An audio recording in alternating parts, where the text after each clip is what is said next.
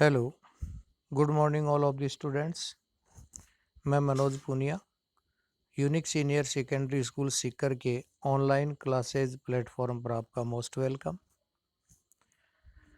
Last video में हम rainbow book के चैप्टर नंबर 9 के 3 पार्ट्स देखे थे, जहां पर प्रोफेसर ने 2 आश्चर्यजनक एक पावरफुल यानी शक्तिशाली जो शक्ति प्रदर्शन के लिए कार्यक्रम या फिस्ट या कारनामे होते हैं वो किए थे। उसके बाद एक ओल्ड इंडियन था जो आग पे चला था। अब प्रोफेसर ने घोषणा कर दी कि ऑडियंस में से कोई भी आए उनको फायर वॉकर अपने साथ आग पर चलाएगा। तो ये घोषणा सुन के सभी ऑडियंस है वो हंसने लगे, बट राइटर है वो कह रहा मैं नहीं हंसा क्योंकि मुझे पता था मुझे ही उसके ऊपर चलना है। तो नेक्स्ट देखिए किस प्रकार राइटर है वो आग पर चलता है ओल्ड इंडियन के साथ। I walked over to the fire walker. मैं चलकर पहुंचा फायर वॉकर के पास। Walked over to the fire walker मानी फायर पे चलने वाला जो ओल्ड इंडियन था उसके पास पहुंचा। And stood in front of him, और जाकर उसके सामने खड़ा हो गया। इन फ्रंट ऑफ का अर्थ लिख लेना, सामने खड़ा होना। ही placed his hand upon my shoulders. उस बूढ़े भारतीय ने अपने हाथ मेरे कंधों पर रखे। शोल्डर मानी कंधे, तो उन्होंने मेरे कंधों पर अपने हाथ रखे। And said very quietly, quietly मानी बिल्कुल धीरे से बोला। So that none but myself could hear, इतना धीरे से कि मेरे अलावा कोई नहीं सुन सकता। यहाँ जो बट है वो प्रीपोजिशन के रूप में यूज हुआ, जिसका मीनिंग है के सिवाय, के अतिरिक्त। तो बूढ़ा भारतीय इतना धीरे बोला कि मेरे अलावा उसकी बात को कोई नहीं सुन पाया। When you put aside your boots, अब देखो क्या था, क्या कहा था बूढ़े भारतीय ने कि when you put aside your boots, Sahib, जब साहिब तुम अपने बूट्स उतारो, क्योंकि आग पे नंगे पांव चलना है, तो बूट्स यानी जूते, असाइड मानी एक तरफ उतार के रखते हो, तो पुट असाइड योर फियर, तो अपने मन से भय को भी निकाल कर रख देना। या यूं कहिए इजी लैंग्वेज में कि जब आप अपने जूते उतार रहे हो तो डर को भी मन से निकाल दें। The fire will not harm you, ये आग तुम्हें कोई नुकसान नहीं पहुंचाएगी। हार्म मीन से नुकसान। I sat down on the ground, तो मैं जमीन पर नीचे बैठ गया। सेट डाउन का मतलब नीचे बैठ गया, ग्राउंड मीन्स जमीन, धरातल। टुक ऑफ माई गेटर्स, और मैंने अपने गेटर्स उतार दिए, बूट्स उतार दिए, एंड सॉक्स उतार दिए। गेटर्स का मीनिंग लिख लेना, घुटनों तक पहने जाने वाला, जो जंगल वगैरह होते हैं वहाँ पर जब सर्च ऑपरेशन चलाती है आर्मी, तो घुटनों तक पहनने के गेटर्स होते हैं। जूतों के अंदर जो लगा हुआ एक पार्ट होता है जो घुटनों तक आता है। बूट्स मानी जूते और सॉक्स मीन्स जुराब। तो मैंने उतारने के लिए नीचे बैठा। स्ट्रेंजली एनफ, तो अजीब प्रकार का मुझे पर्याप्त रूप से एक आश्चर्य हुआ। हैविंग डन दिस, जब मैं ये कर रहा था तो पर्याप्त रूप से मैं आश्चर्यचकित था। I know longer felt afraid, आश्चर्यचकित इसलिए था कि मुझे अब डर नहीं लग रहा था। ओनली इंटेंसली क्यूरियस, इंटेंसली वाली तीव्रता के साथ, क्यूरियस मानी उत्सुकता। अब मेरे अंदर तीव्र उत्सुकता थी केवल। तो देखिए बूढ़े भारतीय ने उसको कहा साहिब, या यूं क्वेश्चन क्रिएट कर लीजिए कि बूढ़े भारतीय ने धीरे से क्या कहा उस राइटर को, उस अंग्रेज को। तो कहा साहिब, जब आप अपने जूते उतारो तो डर भी निकाल देना मन से, आग तुम्हें नुकसान नहीं पहुंचाएगी। I walked across to the beginning. अब मैं जूते उतार कर across to the beginning of the trench. Trench मानी जो गड्ढा था जिसमें आग भरी हुई थी। मैं चलकर उसके जहाँ से शुरू करना था उस सिरे पर पहुँचा। बिगनिंग मानी शुरुआत में, जहाँ से गड्ढा शुरू होता है वहाँ पहुँचा मैं चलकर। The fire walker splashed water over my fit. Fire walker ने थोड़ा सा पानी मेरे पैरों पर छिड़का। स्प्लैश्ड मीन्स छिड़कना, वाटर मीन्स पानी, फायर वॉकर मानी आग पे चलने वाले व्यक्ति ने। And also over his oven, और थोड़ा सा पानी उन्होंने अपने पैरों पर भी छिड़का। He then spoke to me very softly. तब उसने बहुत ही विनम्रता से, मधुरता से मुझे कहा। सॉफ्टली का मीनिंग लिख लेना, मधुरता के साथ बोला।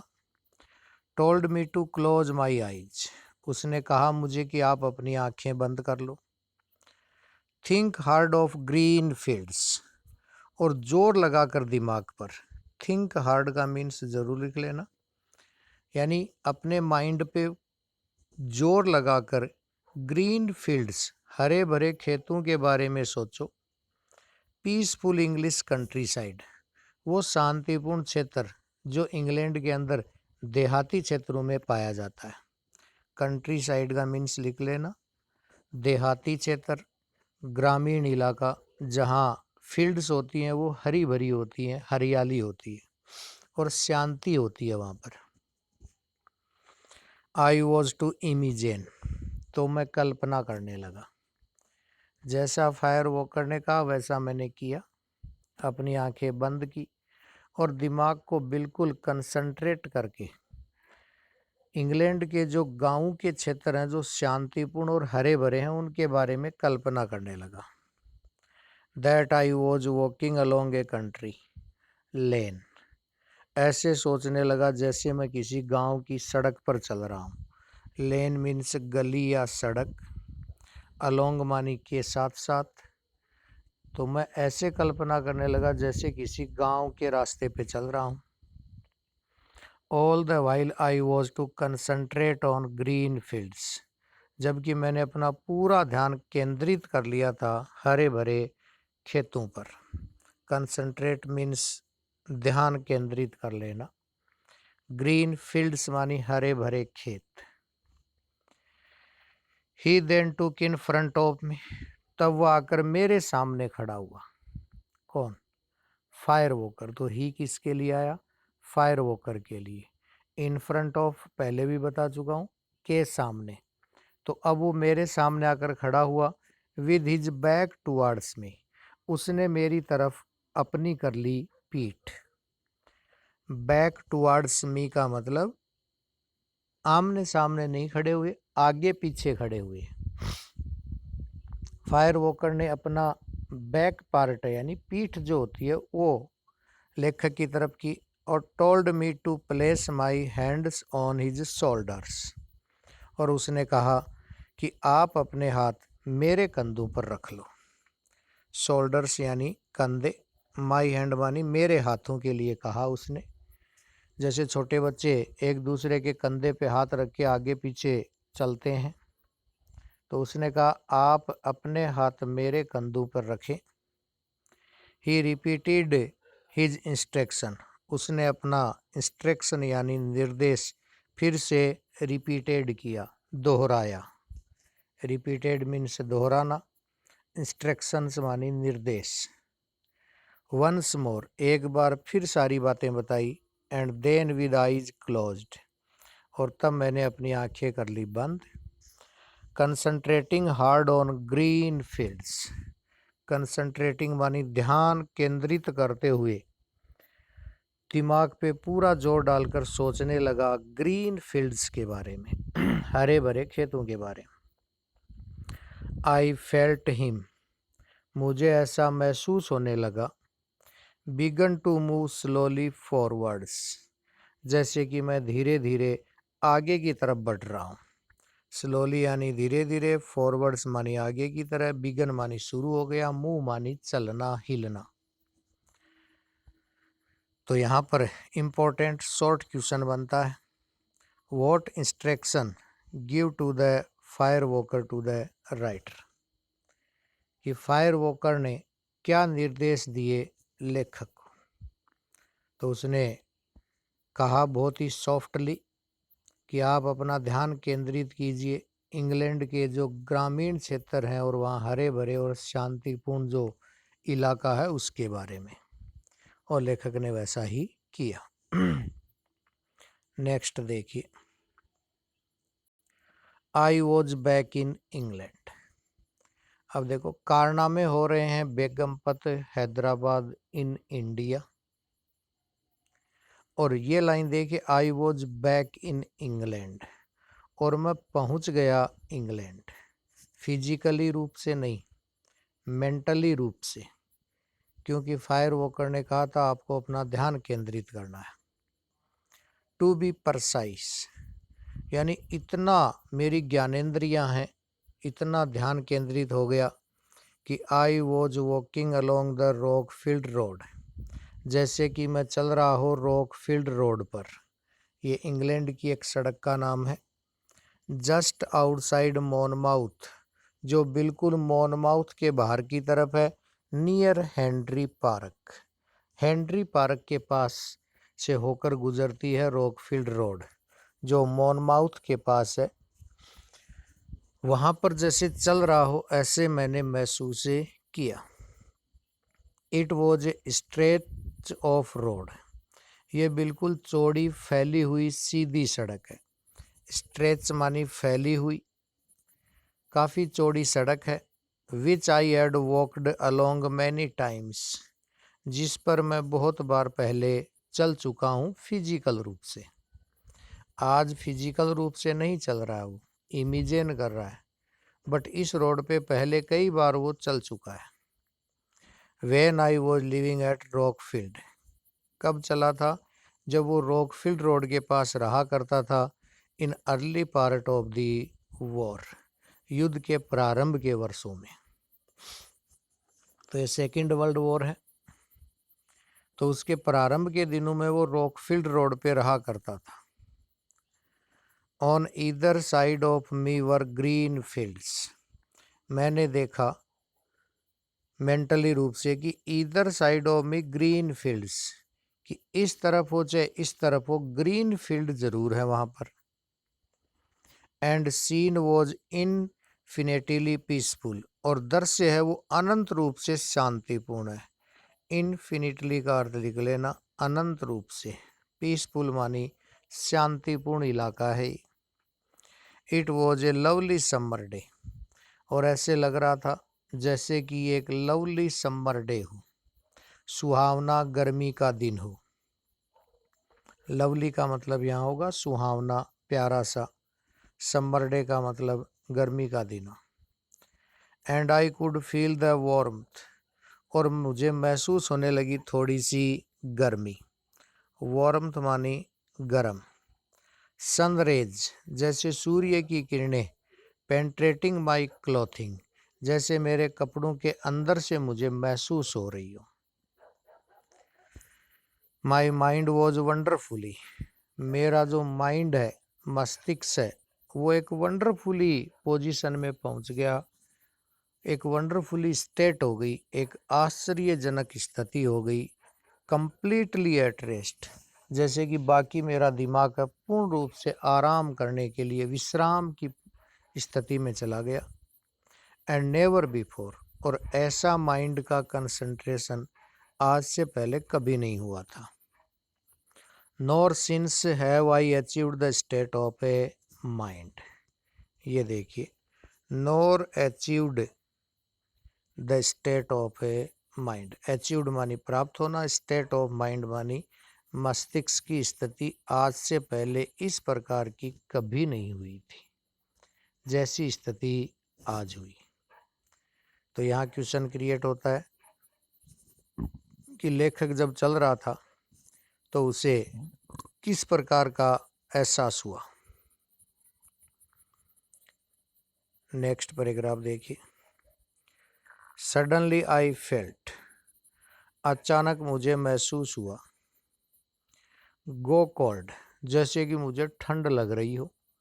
एज दो द सन है डिसअपियरिंग बिहाइंड ए क्लाउड, जैसे कि सूर्य बादलों के चला गया हो पीछे या गायब हो गया हो। डिसअपियर्ड मानी गायब हो जाना, बिहाइंड मानी पीछे, क्लाउड मीन्स बादल, सन मीन्स सूर्य। तो मुझे ठंड सी महसूस होने लगी जैसे सूर्य चला गया हो बादलों के पीछे। आई ओपन्ड माई आईज, मैंने अपनी आंखें खोली। And I was back as before standing behind the fire walker, आंखें खोली तो मैं वापस यहाँ इस कंडीशन में आ गया, मैं खड़ा था फायर वॉकर के पीछे। जैसे उन्होंने आंखें बंद करने से पहले अपनी पोजीशन देखी थी, वहीं पर जब आंखें खोली तो वापस नजर आया, यानी बेगमपत हैदराबाद में। आंखें बंद करने के बाद तो कहाँ चल रहा था वो, काल्पनिक रूप से इंग्लैंड के देहाती क्षेत्रों में रॉकफील्ड रोड पे। With my hand still resting upon his shoulders, मेरे हाथ अब भी उसके कंधों पर ही थे। रेस्टिंग अपॉन का मतलब हिज शोल्डर माने उसके कंधों पर थे मेरे हाथ अब भी। ही टर्न्ड अराउंड, वह मेरी तरफ मुड़ा। अब फेस टू फेस किया, पहले तो आगे पीछे थे, अब आमने सामने। और फेस्ड मी, मेरी तरफ चेहरा करके। It was then that I realised, और ये वो समय था जब मुझे एहसास हुआ। रियलाइज्ड मानी एहसास हुआ। That I was now standing with my back to the fire trench, कि मैं वापस खड़ा था पीछे फायर ट्रेंच के, आग की जो खाई थी उसके ऊपर।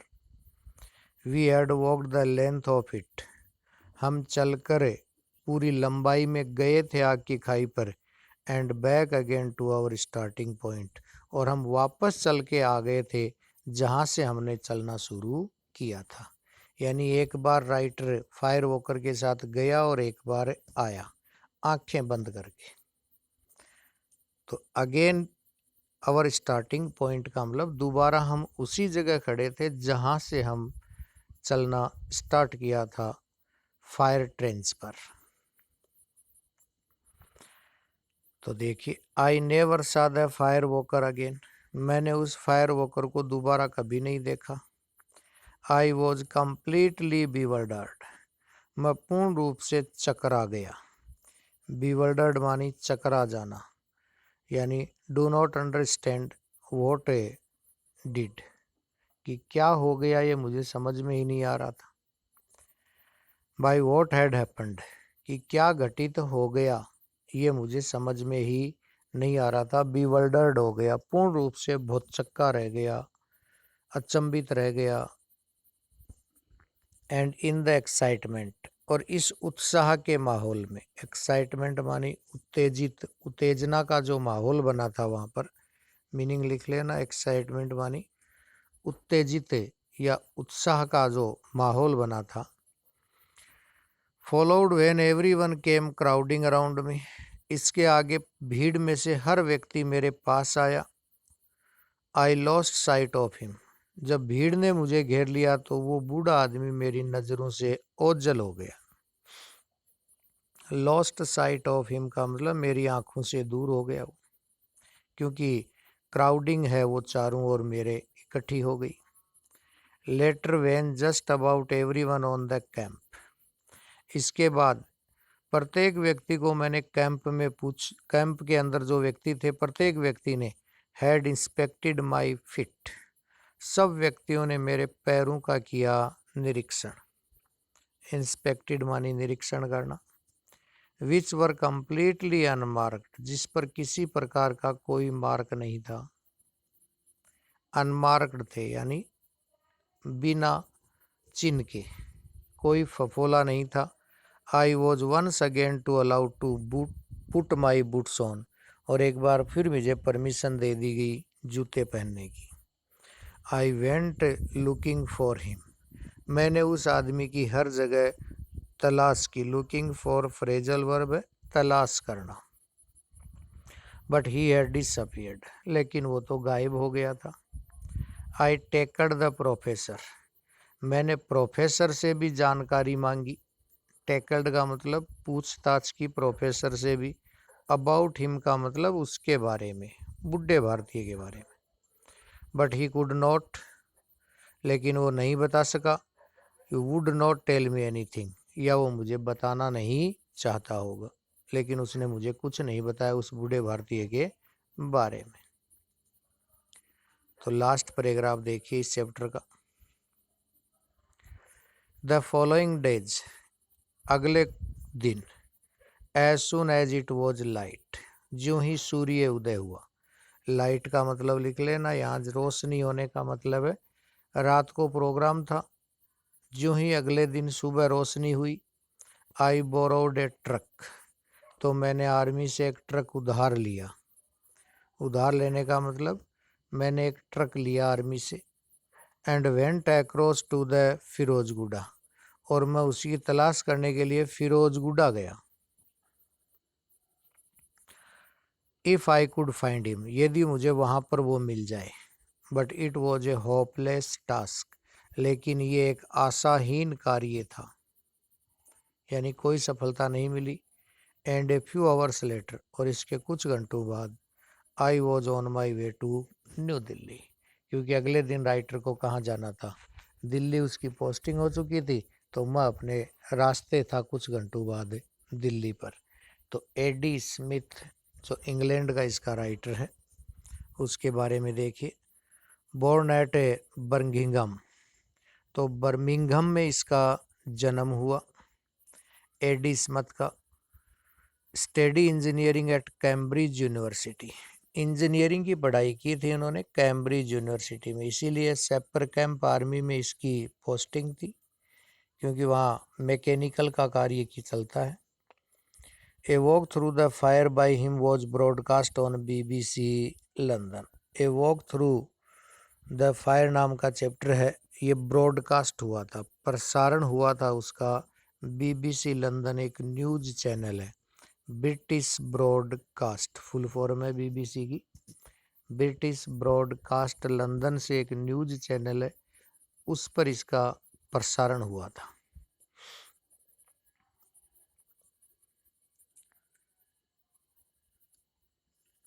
This lesson is a realistic account, ये चैप्टर एक वास्तविक घटना का वर्णन है। रियलिस्टिक का मतलब वास्तविक घटना है, ये काल्पनिक नहीं है।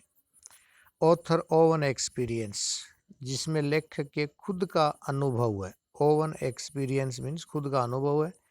As a British army soldier during his posting at Hyderabad in India, और ये अनुभव उसे लिया था जब वो सैनिक के रूप में पोस्टिंग था हैदराबाद भारत में। पोस्टिंग मानी उसकी नियुक्ति थी हैदराबाद में। ही रिकाउंट्स हियर, वह अपने यहाँ के दिनों को पुनः याद करता है। रिकाउंट्स का मीनिंग लिख लेना, पुनः याद करना। हाउ एन एल्डरली इंडियन, की किस प्रकार एक बुजुर्ग भारतीय, whom he found lying wounded by a roadside, जो उन्हें घायल अवस्था में मिला था सड़क के किनारे। वुंडेड माने घायल अवस्था में, लाइंग मानी पड़ा था, फाउंडेड मानी मिला था, पाया था, और बाई रोड साइड का मतलब सड़क के किनारे। गेव हिम सेवरल सरप्राइजेज, और उस बुजुर्ग भारतीय ने मुझे कई आश्चर्य दिए। वन आफ्टर अनोदर, यानी एक के बाद एक कई आश्चर्य मुझे दिए। By way of his mysterious behaviour, वो भी अपने रहस्यमय पूर्ण व्यवहार से। मिस्टीरियस बिहेवियर का लिखना, रहस्यमय पूर्ण व्यवहार से। रिमार्क्स, और जो कुछ उसने कहा, कुछ टिप्पणियाँ की उससे। एंड अबाउ ऑल, और इन दोनों बातों से भी सबसे ज़्यादा आश्चर्य में मुझे डाला इस बात ने कि his walk through the fire, जब वो चला था आग पर और साथ में चलाया था मुझे। तो आश्चर्य तो ये भी थे मिस्टीरियस बिहेवियर के कारण और रिमार्क्स के कारण भी, बट सबसे ज़्यादा आश्चर्य इस बात का था कि उसने आग पर चलाया था मुझे। द नरेटिव ऑल्सो डिस्क्राइब, लेखक ने यह भी वर्णन किया, how it was difficult for the writer to believe his own eyes, कि लेखक को खुद को अपनी आंखों पे विश्वास नहीं हो रहा है। Believe his own eyes, difficult मानी कठिन हो रहा है उसे अपनी आंखों पर विश्वास करना। व्हेन ही सडनली डिस्कवर्ड, जब अचानक उसे पता चला, this old Indian to be the same person. कब नहीं हुआ अपनी आंखों पर विश्वास? जब उसे अचानक पता चला, डिस्कवर्ड मानी पता चल गया, कि वही ओल्ड इंडियन है, same person who incredibly walk through the fire, जो अविश्वसनीय रूप से आग पर चला, जो सड़क के किनारे घायल अवस्था में मिला था। ही हैड जस्ट विटनेस्ड, वो इस बात का बिल्कुल गवाह था। विटनेस्ड मानी प्रत्यक्ष गवाह, क्योंकि सड़क के किनारे भी खुद अपनी आंखों से देखा था और यहाँ भी खुद अपनी आंखों से देखा। The fit performed by the Indian fire walker was surprising for the English man, जो आग पे चलने का कार्यक्रम उसने दिखाया करके, परफॉर्म मानी करके दिखाया, इंडियन फायर वॉकर ने, surprising for the Englishman, इस अंग्रेज को उन्होंने आश्चर्य में डाल दिया। As there was no burn mark left by the fire on his body, कि उसके शरीर पर आग से जलने का कोई मार्क नहीं था। बर्न मानी जलना, मार्क मीन्स निशान नहीं था उसके शरीर पर। The fire walker soon after also made the narrator walk with him through the burning flames, और फायर वॉकर ने शीघ्र ही इसके बाद नरेटर को भी अपने साथ जलती हुई आग की लपटों पर चलाया, विदाउट काजिंग एनी हार्म, और इसको भी, राइटर को भी या नरेटर को भी कोई नुकसान नहीं हुआ। बर्निंग फ्लेम्स मीन्स लिख रहे ना, जलती हुई आग की लपटें थी, उन पर नरेटर को चलाया और कोई नुकसान नहीं हुआ।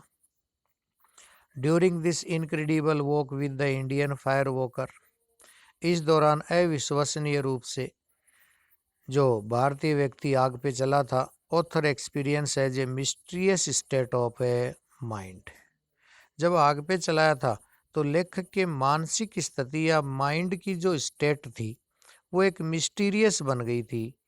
विच he suggested can also be experienced, जिसमें यह भी सुझाव दिया गया कि अनुभव है, shared by other by mastering the art of Indian yoga, कि ये भारतीय योग की एक कला है। आर्ट ऑफ इंडियन योगा का मतलब भारत में एक योग की कला है, जिसको मेडिटेशन के नाम से जानते हैं और कंसंट्रेशन यानी ध्यान केंद्रित करने के नाम से जाना जाता है। तो ये था आपका चैप्टर नंबर 9। ग्लोसरी आपको नोटबुक में करनी है, ट्रू फॉल्स मैं करवा देता हूँ आपको। The story a walk through the fire refers back to the year 1947, true है। The narrator did not like the food at the Chinese restaurant in Secunderabad, false, जबकि उसने पसंद किया था, और यहाँ इसका मीनिंग है उसने पसंद नहीं किया था चाइनीज रेस्टोरेंट जो सिकंदराबाद में भोजन किया था। Driving back from Secunderabad to the army camp the narrator happen to meet professor Rowe, false, professor Rowe नहीं मिला था उसे ओल्ड इंडियन मिला था। The old man who was lying injured on the road was the narrator old friend, no, false. The old man's English was flawless, बिल्कुल true. The Indian fire walker had not given any instruction to the narrator before made him walk through the fire, false. The narrator completed his walk through the fire without any damage, true. The old man's answer to most of the narrator questions were in yes or no, false. Professor O was not the leader of the culture troop, false. 25 और 30 words वाले question है वो आपको अपनी homework में करने हैं। 60 और 80 वर्ड वाले हैं, उसमें फर्स्ट क्वेश्चन, सेकंड क्वेश्चन और सबसे इम्पोर्टेंट है थर्ड क्वेश्चन।